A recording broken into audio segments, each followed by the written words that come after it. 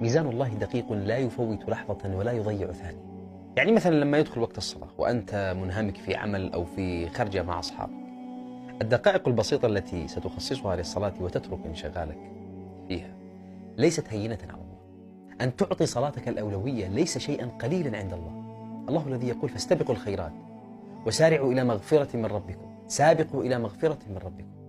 يحب الله المسارعة في الخيرات، ولا يعقل أن من يسارع يتساوى عنده مع من يتوانى. فارق اللحظات له قيمته عند الله.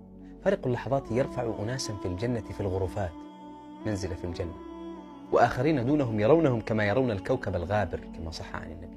شوف بعد المسافة. هذه المسافة والدرجات تؤثر فيها قراءة آية أو دمعة من خشية الله، أو دعوة من قلب خاشع ونفس خاضعة منكسرة، أو تفكر من عقل موقن، أو كلمة طيبة، أو معروف مبذول للخلق.